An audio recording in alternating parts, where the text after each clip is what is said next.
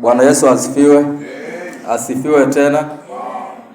Nashukuru Mungu kwa ajili ya hii neema ambayo amenipa kusimama mbele zenu kwa ajili ya neno lake. Nina ujumbe tu mfupi wa leo ambao tutaangalia. Ujumbe wa utakaso. Maana baada ya mwanadamu kuokolewa, Mungu anatuhimiza tukae maisha ya utakaso, maisha masafi mbele za Mungu na hata mbele za wanadamu. Cha tuamini, tuombe, alafu tuingie katika mafundisho. Bwana Mungu wa Abrahamu, Mungu wa Isaka, Mungu wa Yakobo, sifa na utukufu ni kwako, mtakatifu wa Israeli, kwa mahali pako pa juu palipo patakatifu. Bwana, tunakushukuru kwa ajili ya hii neema ambayo umetupa kila mmoja kwa jina lake kuweza kufika mahali hapa kwa ajili ya neno lako na utukufu wa mwanao ambaye ni Yesu Kristo, ambaye alitununua kwa damu yake pale msalabani Kalvari. Bwana Mungu, ulitutia muhuri kupitia Roho wako Mtakatifu ili kuwa mahali yako sisi Bwana, ili tusiendelee kujitumikia mbali, tukutumikie mtakatifu wa Israeli. Endo kazidi kututakasa kupitia neno lako, endo kazidi kuzungumza na kila mmoja, endo kazidi kufunua kila uovu na kila jambo ambalo lipo katika moyo wa mwanadamu ambalo alikupendezi Bwana. Endo katupe hekima, endo katupe ufahamu, ili tukapate kuelewa ni nini mapenzi yako. Ani katika jina takatifu, jina la Yesu Kristo tumeomba na hata kuamini. Amen.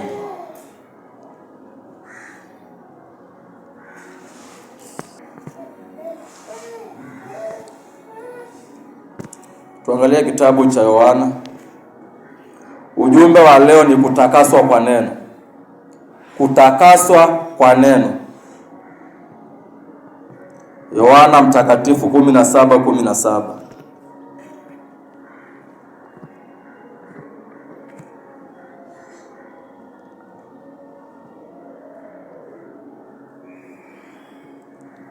Maandiko yanasema namna hii: watakase kwa ile kweli, neno lako ndio kweli. Hapa ni Yesu Kristo alikuwa anawaombea wanafunzi wake. Yesu anawaombea wanafunzi wake kwa Mungu aliye juu sana, Mungu wa Israeli, Mungu aliye mtakatifu. Yesu anamwambia Mungu kwamba hawatakase wanafunzi wake kwa neno lake, maana baada ya kuokoka, baada ya mwanadamu kuokoka, neno ndio huwa linazidi kwenda likitutoa uchafu. Neno ndio huwa linazidi kwenda likikutoa yale mawazo ya ulimwengu. Linazidi kuweka ndani yako mawazo ya kimungu, mawazo ya Kristo. Na ndio maana Mungu anatuambia kwamba katika neno lake, baada ya mwanadamu kukombolewa kutoka kwenye utumwa wa dhambi, huwa ni kuna umuhimu zaidi wa yule mwanadamu ama yule mtu azidi kukaa chini ya mtumishi, ili azidi kupokea neno, imani yake izidi kujengeka, izidi kupanuka, ili wakati anapoingia katika majaribu hawe na uwezo wa kustahimili, hawe na uwezo wa kusimama. Maana neno ndio huwa linasimamisha Mkristo imara ndani ya Kristo Yesu. Pasipo neno, pasipo msingi imara wa neno la Mungu ndani ya moyo wa mwanadamu, mtu hawezi akasimama, hawezi ukashinda wakati wa majaribu. Kwa hivyo unafaa uone umuhimu wa kukaa katika neno la Mungu, uone umuhimu wa kusoma neno la Mungu. Maana neno ndio huwa linatusafisha, neno linatuosha na kutuondolea mawaa.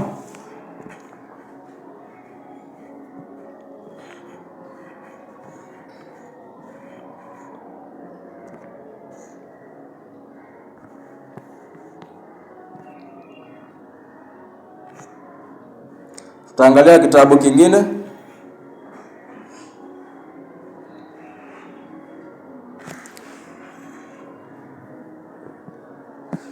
Yesu mahali hapa katika Yohana 17:17, Yesu alipata kuelewa kitu kimoja, kwamba hata wanafunzi wake ambao ni mitume wasipokaa katika yale mafundisho ambao amekuwa akiwafundisha katika ile miaka 3.5 ambayo Kristo alikaa katika kazi ambayo Mungu alikuwa amemtuma kuifanya hapa ulimwenguni, hicho kipindi chote ambacho Kristo alikaa na wale wanafunzi, alipata kuelewa kwamba asipowahimiza kukaa katika msingi wa neno wa yale mafundisho ambayo alikuwa anawapa hizo siku zote, alijua kwamba watapotoka katika ulimwengu. Na Yesu akawa anawaombea kwa Mungu ili Mungu azidi kuwatakasa, kama jinsi ambavyo wanazidi kukaa katika neno, lile neno lizidi kuwaweka karibu na Mungu zaidi na zaidi. Na ndio maana hata sisi ukija katika kitabu cha Yakobo 1:22, maandiko yanatuambia kwamba, ukiangalia Yakobo 1:22 inasema kwamba basi kuweni watendaji wa neno, wala msiwe wasikiaji tu, huku mkijidanganya nafsi zenu. Usiwe msikiaji wa neno tu, bali uwe mtendaji wa neno. Kila ambacho unasikia kupitia mtumishi, kila ambacho unasoma, kila ambacho Roho Mtakatifu wa Kristo anakufunulia wakati umeshika Biblia unaisoma, Mungu anakuambia usikisome tu kikae tu katika mawazo, nikiingia katika moyo wako na ukifanye kila siku. Kama maandiko yanakuambia kaa haya maisha, unastahili utembee katika hiyo njia ambayo ni ya haki, ambayo maandiko yanakuambia utembelee. Kama maandiko yanakuambia epuka hizi njia, ni njia za mauti, unafaa ujue kwamba Mungu ni mwaminifu. Na kama anakuambia tembea katika hii hali, nafaa tutembee katika ile hali, ili nidumishe ule urafiki ama ule uhusiano wangu na Mungu, nisije nikaanguka kutoka kwenye wokovu. Sauli, Mungu alimpenda Sauli, lakini Sauli alikuja kufanya makosa. Sauli, Mungu alimwambia enda ukaangamize Waamaleki wote. Na Sauli wakati alienda katika ile vita, Sauli alienda akaangamiza Waamaleki, lakini akabakisha mfalme wake na akateka nyara. Wakati Mungu sauti yake ilikuwa inamwambia Sauli, angamiza wale watu najisi wote. Sauli alikosa kutii sauti ya Mungu. Alikosa kutii kila ambacho Mungu alimzungumzia. Na Sauli akawa amefanya uasi. Ndio maana hata wakati Samueli alikuja, Samueli akamuuliza Samueli akamuuliza Sauli, umefanya nini? Akamuuliza, je, kutii sauti ya Bwana si bora kuliko hizi dhabihu ambazo umeziteka nyara ili uje kumtolea Mungu wa Israeli? Kwa hivyo tunafaa tupambanue. Tusiwe tu tunasoma neno na hatuelewi ni kitu gani ambacho Mungu anataka tufanye. Tusome neno na tuombe Mungu kupitia Roho Mtakatifu atufunulie maandiko ili tupate kufanya kile ambacho neno linatuongelesha. Mungu anapendezwa wakati tunakuwa watiifu katika neno lake. Maana tukienda tu kinyume na neno la Mungu tunakuwa waasi wa neno la Mungu. Na inakuwa neno la Mungu halikujengi tena. Linakuwa halikujengi tena. Kwa hivyo tuangalie wakati mtumishi anahubiri ama wakati ninasoma neno, lile neno ambalo ninalisoma, je, ninalifanya? Ninapata faida gani kupitia lile neno? Maana kweli leo ya watu wengi wanajua maandiko, lakini watu wengi hawaishi maandiko, na ni jambo la kuhuzunisha na kusikitisha sana. Kama nitajua hii Biblia yote kutoka mwanzo mpaka Ufunuo, lakini ninaishi maisha ambayo ni ya kutiaki ama ya kukufuru lile neno, itakuwa sina tofauti na mtu ambaye hajui neno. Maana shetani anajua hili neno lote, analielewa. Shetani alimchallenge Yesu Kristo kupitia maandiko, akasahau naye Kristo ndio neno. Kwa hivyo tupambanue. Tusiwe tu watu ambao tunajaza maandiko katika akili na nia na mioyo yetu, lakini hatutendi yale maandiko. Tutakuwa wanafiki. Na Mungu hahitaji wanafiki. Mungu anahitaji wanafunzi ambao wanakaa katika misingi ya neno, wanatenda kila ambacho wanakisoma katika yale maandiko. Kwa hivyo naomba tuwe waangalifu sana katika hilo. Mungu anataka tukae maisha ya utakaso, maisha ambayo ni ya kuepuka dhambi, maisha ya kuepuka chochote ambacho kinasikitisha moyo wa Mungu. Tuende katika waraka wa pili wa Yohana 1. Waraka wa pili wa Yohana, 2 John 1:9. Waraka ni wa pili wa Yohana 1 mstari wake ni wa 9. Maandiko yanasema kwamba mtu yeyote asiyedumu katika mafundisho ya Kristo mbali akayaacha, yeye hana Mungu. Mtu yeyote asiyedumu katika mafundisho ya Kristo mbali akayaacha, yeye hana Mungu. Yeyote anayedumu katika mafundisho ana Baba na Mwana pia. Ile andiko liko wazi kabisa kwangu na kwako. Linasema tu vizuri kwamba mimi na wewe tusipodumu katika mafundisho, baada ya kuokolewa, baada ya kutubu dhambi na kuondoka kutoka kwa zile dhambi na kuamini kufa, kuzikwa na kufufuka kwa Yesu Kristo, Maandiko yanatuambia kwamba kama hatutadumu katika mafundisho, tukitembea katika njia za haki, njia za utakatifu, tukitenda neno, tukifanya yale ambayo yanapendeza moyo wa Mungu, Maandiko yanatuambia wazi kwamba hatuna Mungu. Kama hatutadumu, hatuna Mungu na hatuna Kristo pia. Kwa hivyo inamaanisha tuko tu katika ulimwengu, lakini tunakiri tumeokoka, lakini hatuko ndani ya Kristo tena. Kwa nini? Hatudumu katika mafundisho, hatufanyi yale ambao neno la Mungu linatuamrisha tufanye. Kwa hivyo nasisitiza, kama jinsi ambavyo Yohana anasisitiza kwamba kuna faida kuu sana ya Mkristo kukaa katika mafundisho na kukaa katika hali ya kusoma neno. Ugonjwa mkubwa ambao tuko nao kama wanadamu ni uvivu katika maandiko. Uvivu katika kusoma neno la Mungu. Tunaweza tukafanya kazi zetu kweli, lakini tukakosa muda wa kusoma maandiko. Unafaa uchanganue. Unafaa uamke kutoka kwenye huo usingizi. Maana kama huo ndio mtindo, ndio desturi yako, ukiendelea na hiyo hali, utakuja kupata umekuwa baridi. Hauko moto tena. Umekuwa baridi. Na ukiisha kuwa baridi, ile hali, ile kiu ya kusoma maandiko huwa inatoka kabisa. Inakuwa unaweza maliza wiki hata 2. Hausikii ule uhusiano wako na Mungu kama upo tena. Na unakuwa umepoteza kitu kikubwa zaidi. Ukiangalia Injili ya Yohana 15, ukiangalia kutoka ule mstari wa kwanza, ukiteremka tu, Yesu anasema kwamba tukikaa ndani yake na yeye akae ndani yetu, tutazaa matunda.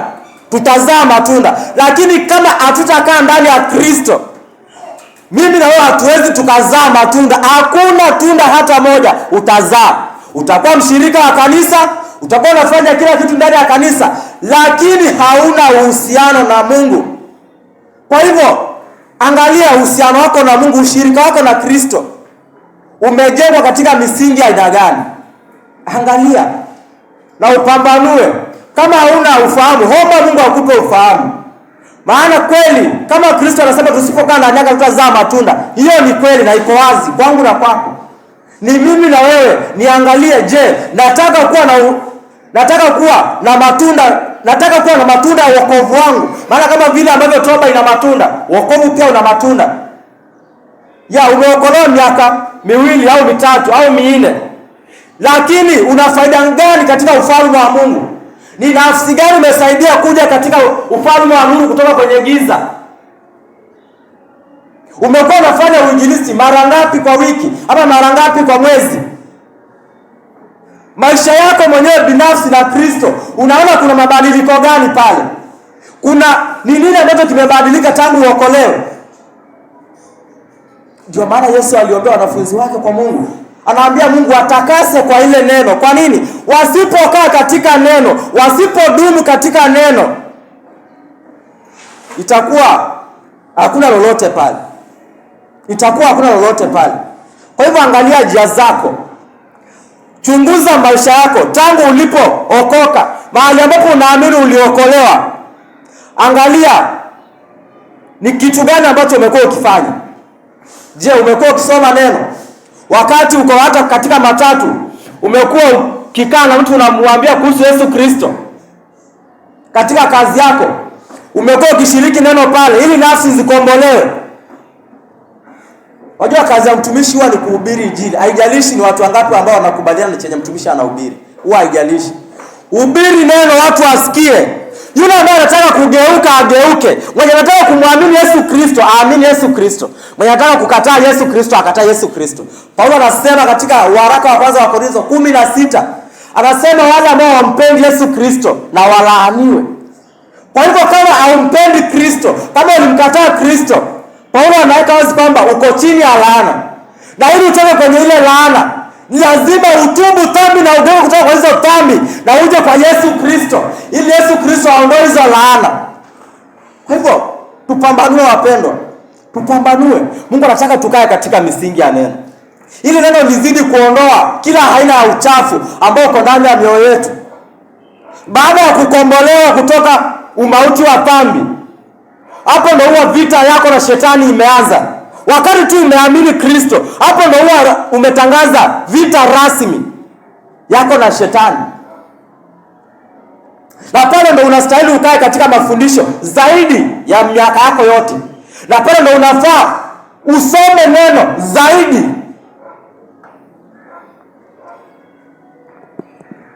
Wakati nilikuwa katika toba, mimi nilikuwa nasoma neno mpaka mke wangu analala. Anaamka kama saa 6 labda aende haja, ananipata bado niko katika maandiko saa 6. Kwa nini? Nilikuwa najua vyema Kristo anapatikana kupitia neno lake.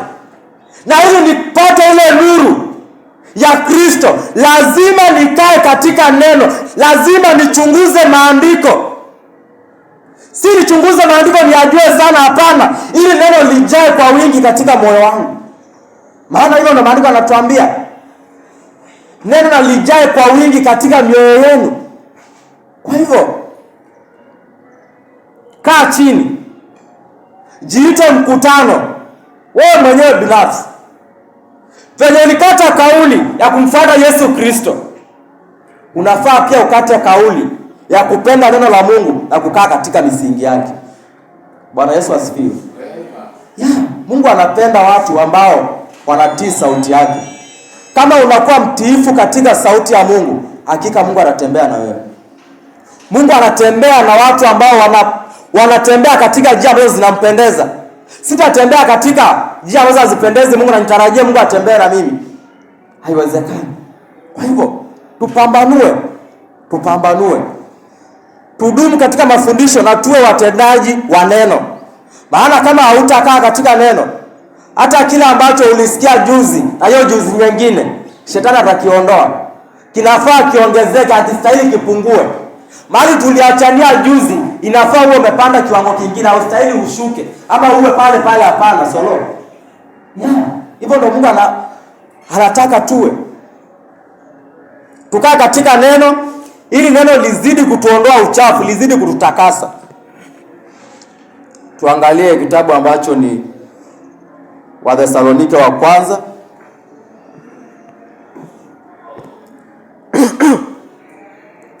Wathesalonike wa kwanza 4 mstari wake ni wa 3.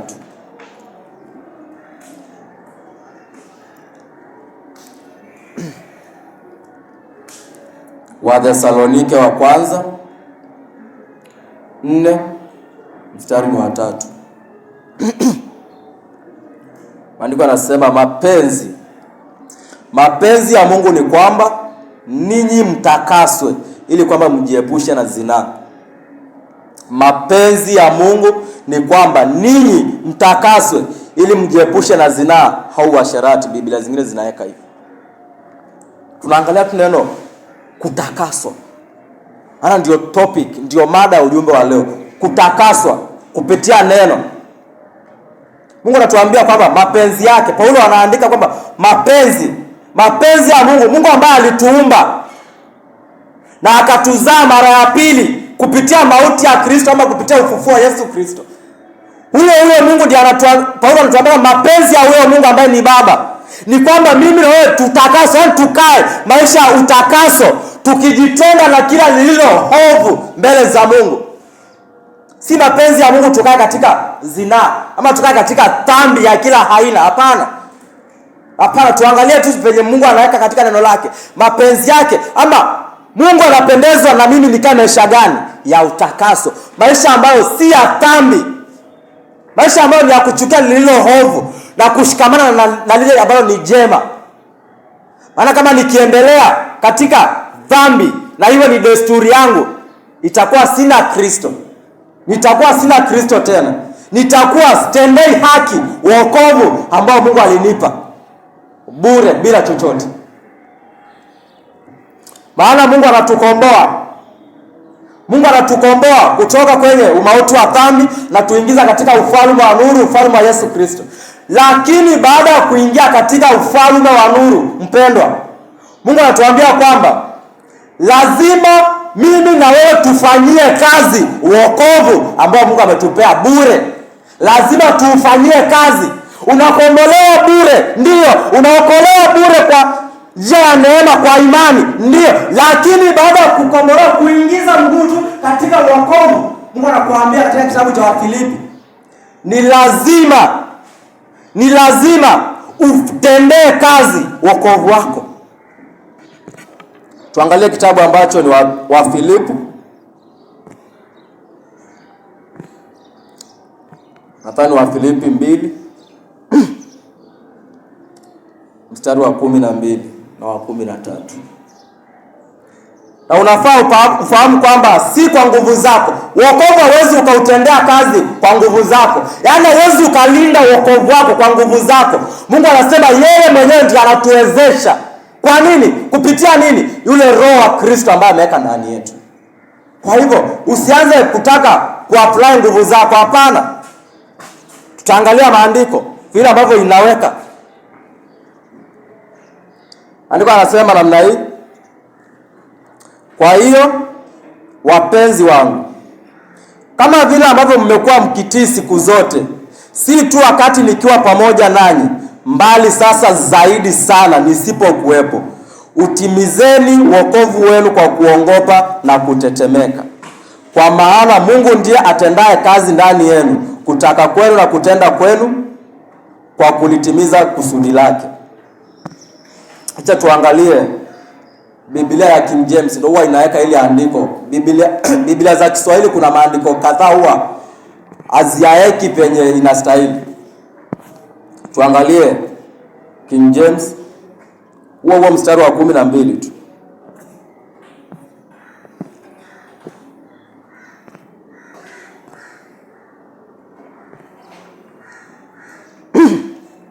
Inasema hivi: wherefore my beloved, as he have always obeyed, not as in my presence only, but now much more in my absence, work out your own salvation with fear and trembling.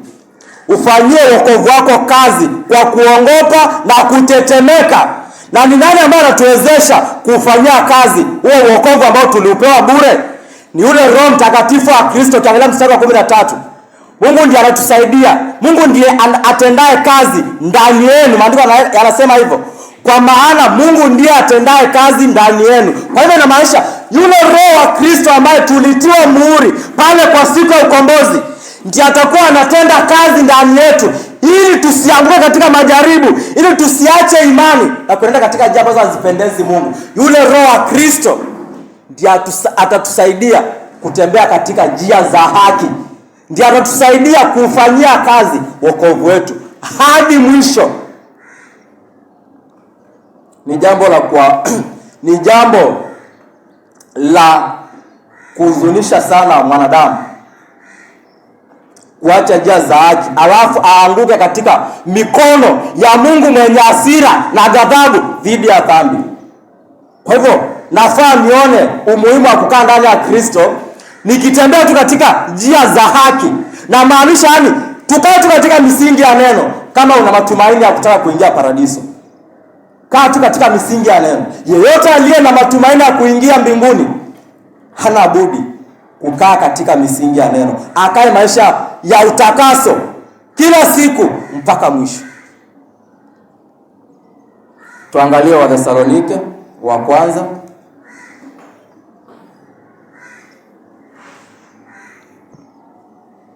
Wathesalonike wa kwanza 5.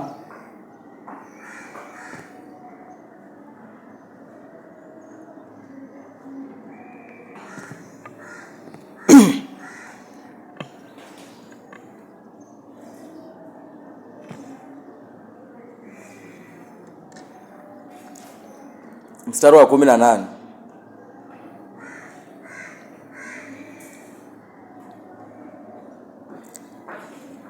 Acha tuanzie 17.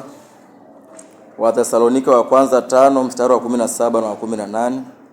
Maandiko yanasema ombeni bila kukoma, ombeni bila kukoma. Shukuruni kwa kila jambo, kwa maana haya ndiyo mapenzi ya Mungu kwa ajili yenu katika Kristo Yesu. Njia nyingine ya kukaa katika hali ya utakatifu ni lazima pia uchanganye maandiko na maombi.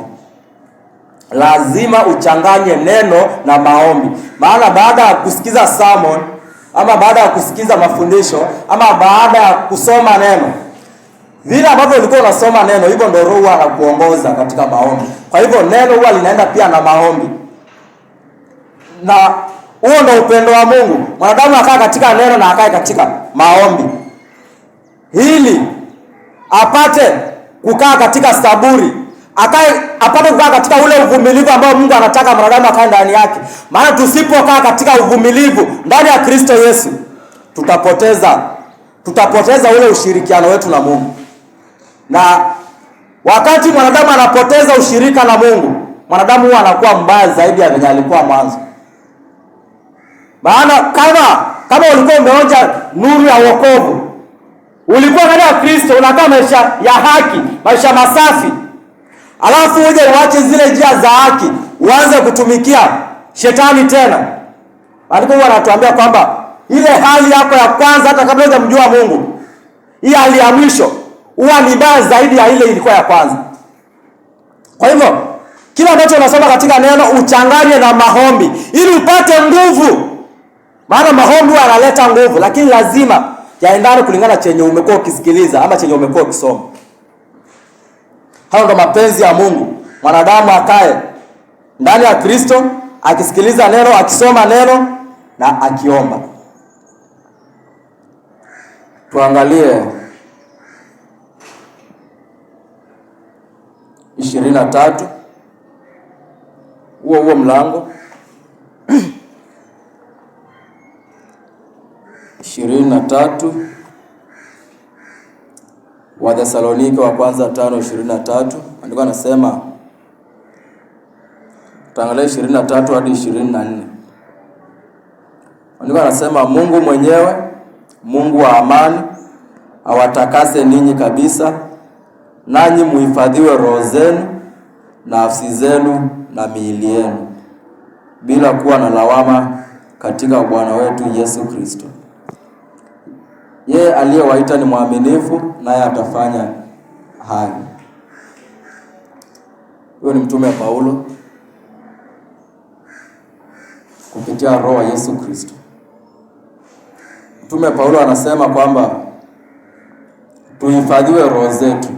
Yaani tukae katika utakatifu wa roho, tukae katika utakatifu wa nafsi, na miili yetu pia tutembee katika njia za utakatifu, katika mavazi, tukijitenga na zinaa mahali ambapo haistahili. Hivyo ndo Paulo anatuambia, na anatuambia kwamba Mungu ambaye ametuita ni mwaminifu, atatupa nguvu, atatutia nguvu kupitia Roho Mtakatifu wa Yesu Kristo kustahimili ama kusimama. Yote ambaye anakaa katika neno na maombi, sidhani kama kuna jaribio ambalo linaweza kumshinda, maana tunaamini Kristo ni mshindi pale Kalvari msalabani. Vivyo hivyo na sisi ni washindi ndani ya Kristo katika ulimwengu ambao umejaa giza. Bwana Yesu asifiwe. Yes.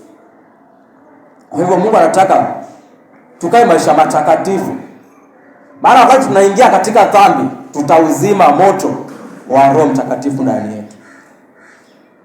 Na ukiuzima moto wa Roho Mtakatifu, na unapata mtu alikuwa mtumishi, alikuwa ameokoka kweli, alikuwa anakaa maisha ya haki, lakini alizima ule moto wa Roho Mtakatifu. Yaani Roho Mtakatifu alikuonya, akakuonya, geuka kutoka kwa hili, geuka kutoka kwa hili, geuka kutoka kwa hili, lakini ulikosa kutii Roho Mtakatifu yenye anakuonya. Ukawa umekufuru Roho Mtakatifu wa Kristo, na Mungu anakuachilia Mungu anakuachilia ufanye yale ambayo watu wa mataifa hufanya, ufanye yale ambayo watu ambao hawamjui Mungu huwa wanafanya.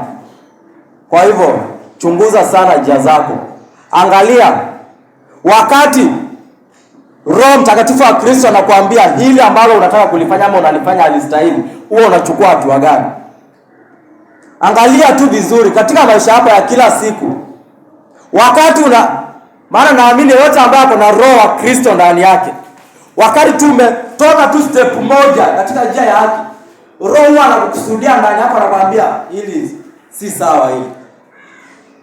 Na akikwambia si sawa anamaanisha nini? Na stahili nipate toba mara hiyo na niache, nigeuke.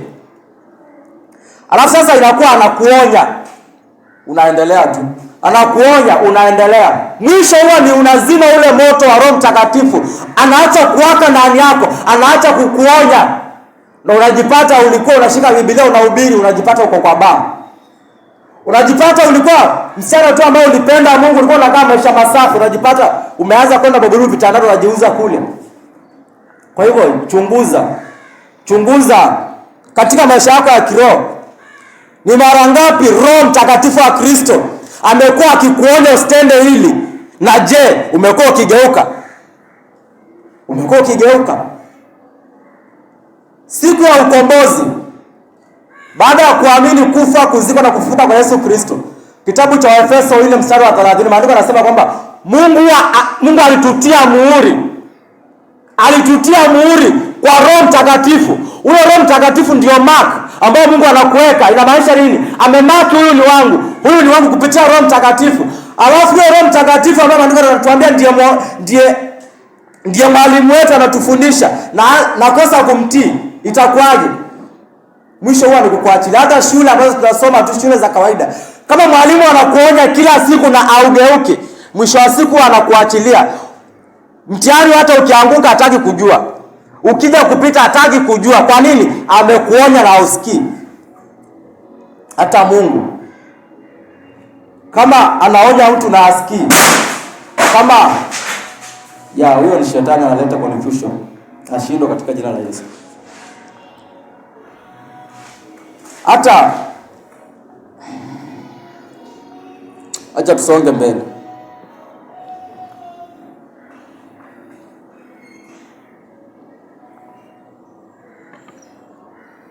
Tuangalie kitabu ambacho ni waraka wa kwanza wa Petro 4.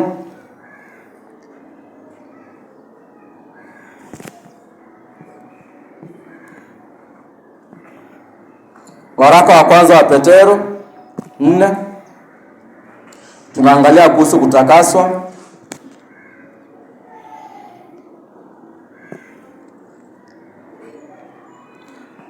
Tutaanzia pale mstari wa kwanza. Kuishi kwa ajili ya Mungu. Petro wa kwanza 4, mstari wa kwanza tukiteremka. Tutaenda hadi mstari wa 3. Maandiko yanasema, kwa hiyo kwa kuwa Kristo aliteswa katika mwili wake, ninyi nanyi jivikeni nia hiyo. Kwa maana mtu aliyekwisha kuteswa katika mwili ameachana na dhambi. Kwa hiyo kwa kuwa Kristo aliteswa katika mwili wake, ninyi nanyi jivikeni nia hiyo. Kwa maana mtu aliyekwisha kuteswa katika mwili ameachana na dhambi. Kwa hivyo aishi maisha yake aliyobaki ya kuishi hapa duniani kwa tamaa mbaya za wanadamu, bali anaishi kwa mapenzi ya Mungu.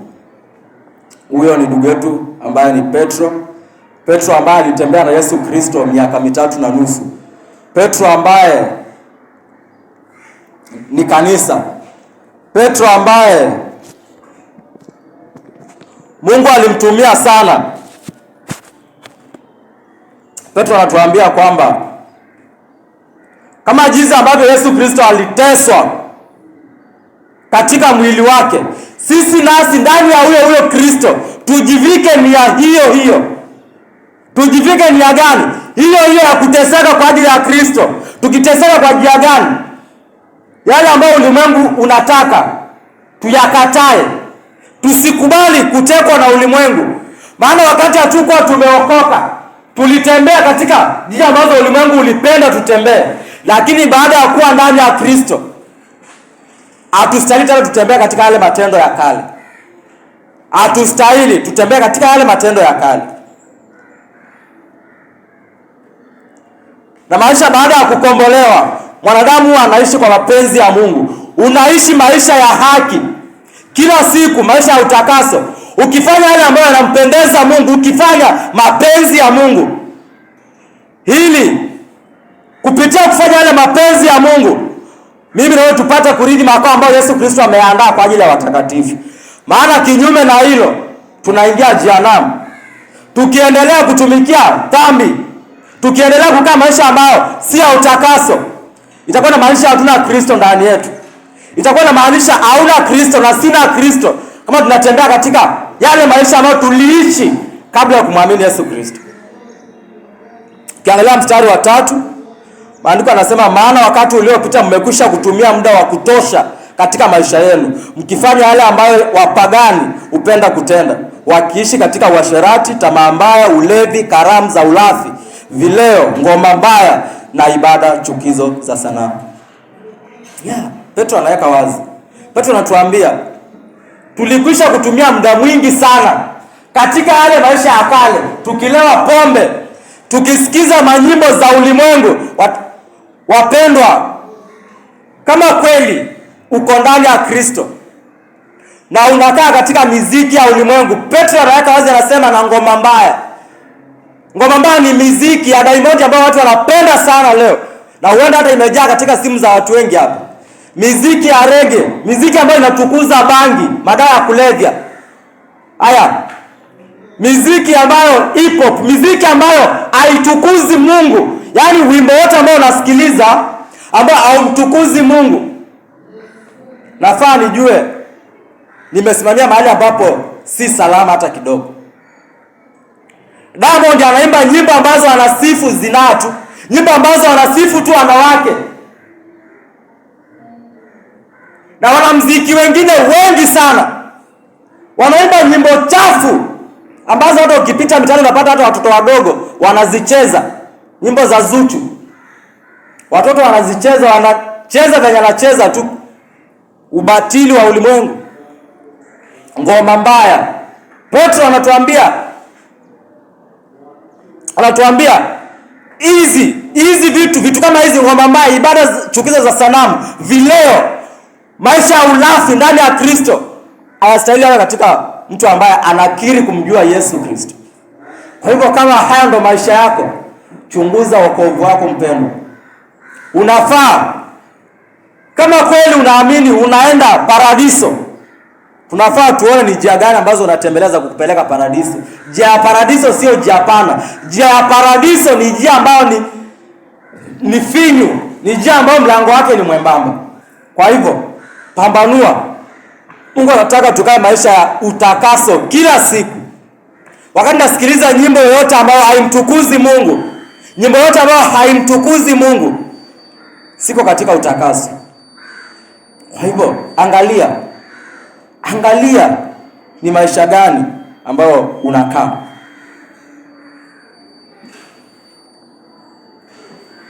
Maana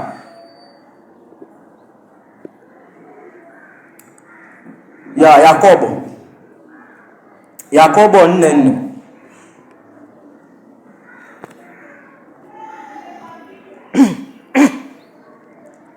Yakobo 4:4 maandiko yanasema, ninyi wanaume na wanawake wazinzi, hamjui ya kwamba urafiki na dunia ni uadui na Mungu? Kwa hiyo mtu yeyote anayetaka kuwa rafiki wa dunia hufanyika adui wa Mungu. Wakati nasikiliza ngoma chafu za ulimwengu ambazo hazimtukuzi Mungu, inamaanisha ndani ya moyo wangu nimejaza mapenzi ya ulimwengu, sio mapenzi ya Mungu. Yaani inamaanisha hata kama ninakiri kwamba niko ndani ya Kristo, lakini bado mguu mmoja uko nje, inamaanisha bado natumikia shetani, napenda ulimwengu. Na yeyote ambaye anaupenda ulimwengu, maandiko yanaweka wazi, yeyote ambaye anaupenda ulimwengu ama ako na urafiki na dunia, anafaa ajue kwamba yeye ni adui wa Mungu. Kwa hivyo jichunguze sana. Angalia njia zako. Na hili pia Yohana analizungumza, ukiangalia waraka wa kwanza wa Yohana 2:15 ukiteremka. Hili pia analizungumza. Waraka wa kwanza wa Yohana 2:15 na 16. Maandiko yanasema, msiupende ulimwengu wala mambo yaliyo ulimwenguni. Kama mtu yeyote akiupenda ulimwengu, upendo wa Baba haumo ndani yake. Kwa maana kila kitu kilichomo ulimwenguni, yaani tamaa ya mwili, tamaa ya macho na kiburi cha uzima, havitokani na Baba, mbali hutokana na ulimwengu. Na ulimwengu unapita pamoja na tamaa zake, mbali yeye afanyaye mapenzi ya Mungu adumu milele. Kwa hivyo, angalia maisha yenye unakaa, ni maisha ya utakaso ndani ya Kristo ama ni maisha ya vuguvugu? Angalia. Usio tu naenda ukisema mimi ni Mkristo. Mimi ni Mkristo, lakini matendo yako yako namna gani, rafiki yangu? Wewe ni Mkristo, matendo yako yanashuhudia Kristo. Sisi ni Wakristo kama tukitembea katika njia za Kristo. Lakini kama tunatembea katika njia ambazo ni za kipangani, njia ambazo ni za kutukuza shetani ibilisi, sisi sio Wakristo tena. Na kama wewe ni Mkristo, itakuwa ni Mkristo wa uongo. Kwa hivyo, utu wako wa kale unafaa. Wakati uliamini Kristo, utu wako wa kale unafaa, wewe ulisulubiwa pamoja na Kristo pale msalabani. Tuangalie Warumi 6:6.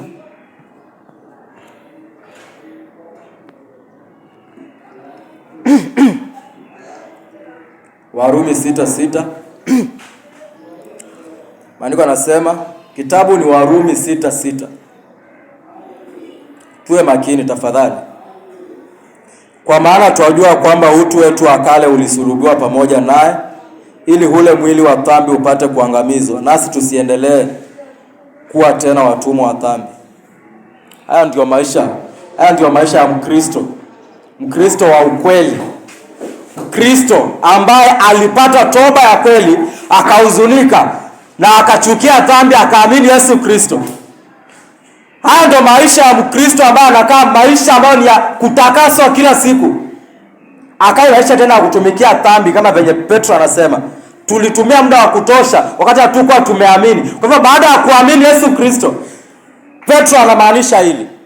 Baada ya utu wako wa kale kusulubiwa pale msalabani pamoja na Yesu Kristo, huo utu wako wa kale, tamaa zake, baada ya kusulubiwa pale, alafu ukakufa pamoja na Yesu Kristo kwa njia ya imani, alafu unazikwa pamoja na Yesu Kristo kwa njia ya imani, na unafufuka pamoja na huyo Kristo kwa njia ya imani tena, hauwezi ukaendelea kutumikia zile tamaa za kale.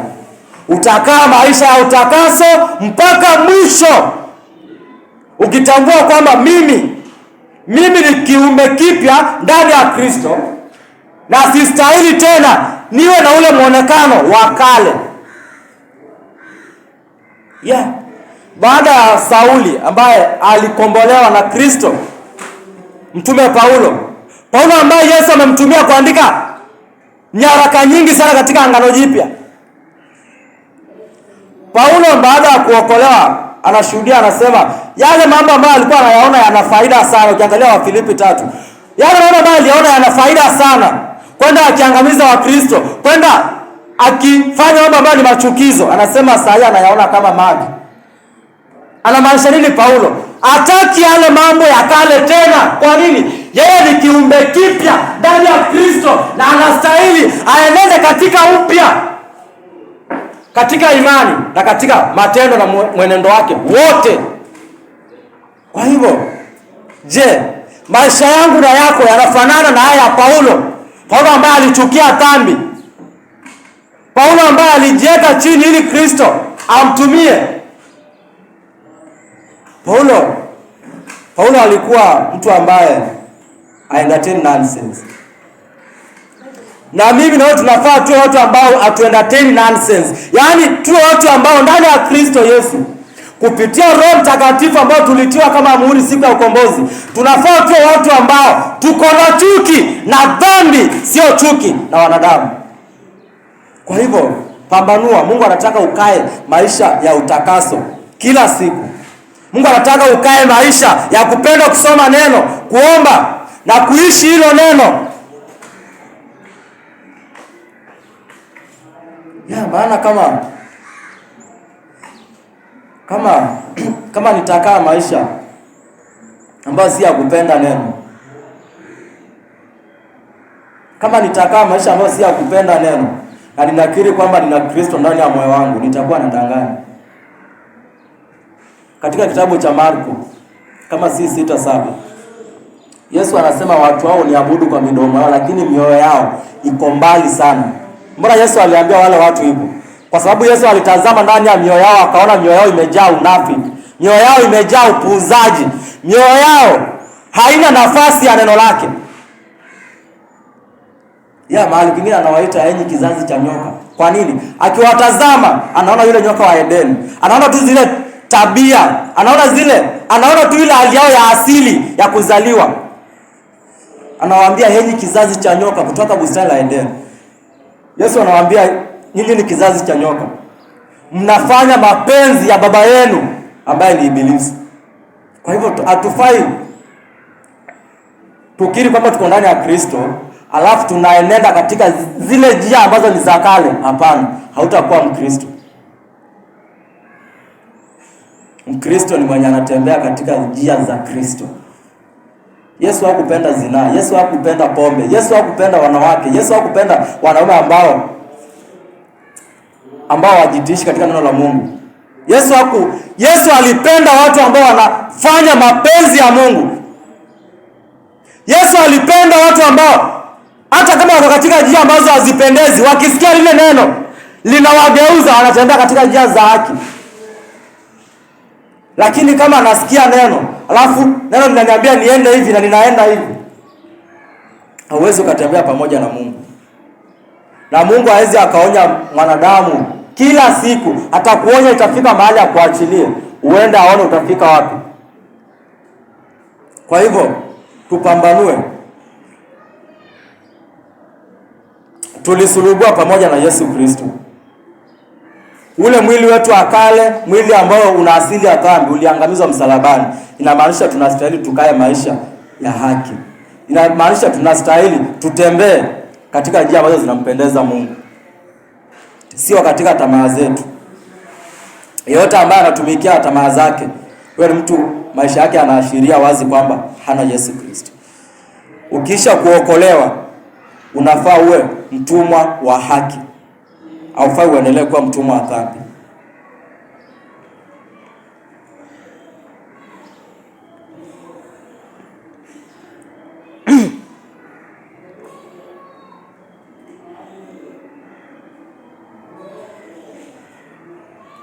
Kiangalia Warumi 6:16, maandiko yanasema, je, hamjui kwamba mnapojitoa kwa mtu yeyote kama watumwa watiifu, ninyi ni watumwa wa yule mnayemtii, aidha watumwa wa dhambi ambao matokeo yake ni mauti, au watumwa wa utii ambao matokeo yake ni haki.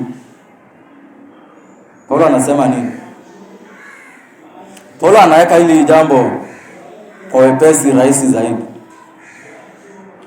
Wakati umeamua kumtii mtu, Paulo anasema kwamba wakati unapojitoa kwa mtu yote kuwa mtumwa ambaye ni mtiifu, wewe ni mtumwa wa yule mtu ambaye unamtii. Wakati unajitoa kwa mtu yote kuwa mtumwa mtiifu, wewe ni mtumwa wa yule mtu ambaye unamtii.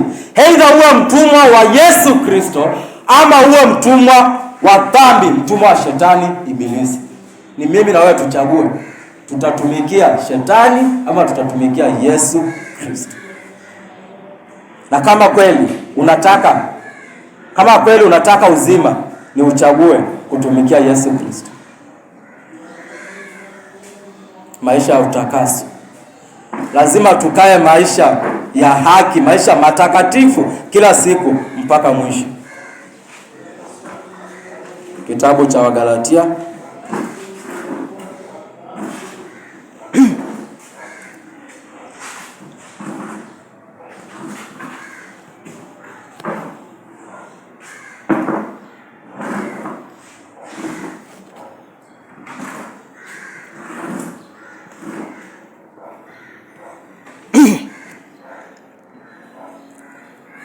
Kitabu cha Wagalatia 6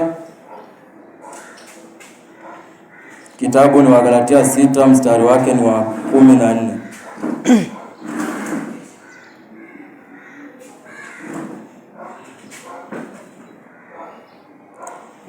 Wagalatia 6:14, maandiko yanasema Mungu apishie mbali nisije nikajivunia kitu chochote isipokuwa msalaba wa Bwana wetu Yesu Kristo, ambaye kwa yeye ulimwengu umesulubiwa kwangu, nami nimesulubiwa kwa ulimwengu. Huyo ni Mtume Paulo. Mtu yeyote ambaye amepata toba na akageuka kutoka kwa dhambi na akaweka imani kwa Yesu Kristo, huyo mtu aishi tena kwa ajili ya maisha yake. Huyo mtu anaishi kwa ajili ya Kristo, akitambua kwamba pale msalabani alisulubiwa pamoja na Kristo. Anatambua kwamba ulimwengu ulisulubiwa kwake na yeye alisulubiwa kwa ulimwengu. Kwa hivyo amekufa kwa ulimwengu, hana biashara tena na ulimwengu, hana biashara tena na shetani ibilisi. Kama ni maisha ya kale aliyaishi kitambo kutana na Kristo, anajua kwamba hiyo chapter nilifunga.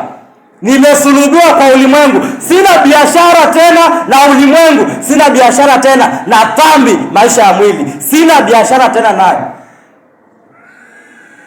Nipo kwa ajili ya kutumikia Yesu Kristo. Waefeso 4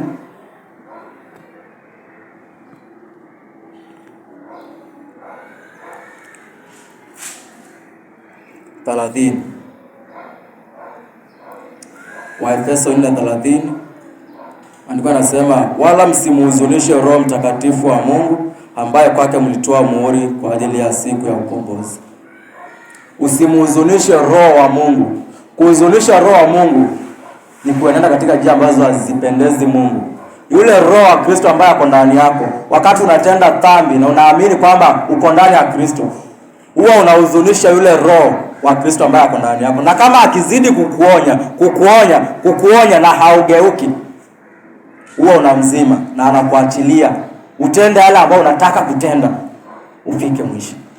Kwa hivyo tuwe makini sana. Tuwe makini sana. Maana Mungu hataki mtu yote aangamie. Mungu anataka kila mmoja afikie uzima. Na uzima unapatikana kwa Yesu Kristo. Yesu anasema katika kitabu cha Luka 19 mstari wa 10, anasema yeye alikuja kutafuta na kuokoa kile ambacho kilipotea. Kwa hivyo kama bado uko mahali hapa na unaamini uko ndani ya Kristo, Yesu anakutafuta. Kwa hivyo chukua hatua. Acha tuamini, tuombe. Nakushukuru ewe Bwana, Mungu wa Abrahamu, Mungu wa Isaka, Mungu wa Yakobo, Mungu uliye juu, uliye mtakatifu. Nasema asante kwa ajili ya ujumbe wa utakaso ambao umezungumza na kila mmoja mahali hapa. Mungu wewe ni Mungu wa upendo, Mungu ambaye unachukiza na dhambi. Wewe ni Mungu ambaye unapenda haki. Mungu naomba tu kwa huruma zako ukazidi kufunua neno lako kwa kila mmoja mahali hapa. Yule ambaye Bwana amekuwa akitembea katika njia ambazo hazikupendezi, enda ukampe toba, enda ukampe huzuni ya kiungu, akapata kutubu na kugeuka na kuacha dhambi na kuweka imani kwa Yesu Kristo. Enda ukapate kusulubisha mwili wake wa asili Bwana na tamaa zake Bwana, ili ukamfanye kiumbe kipya ndani ya Kristo Yesu kupitia ufufuo wa huyo Yesu Kristo. Mungu enda ukatutakase kupitia neno lako. Enda ukatembee nasi hata katika mambo mengine ambayo yataenda kutendeka mahali hapa Bwana. Ni katika jina takatifu la Yesu tunaomba na hata kuamini. Amen.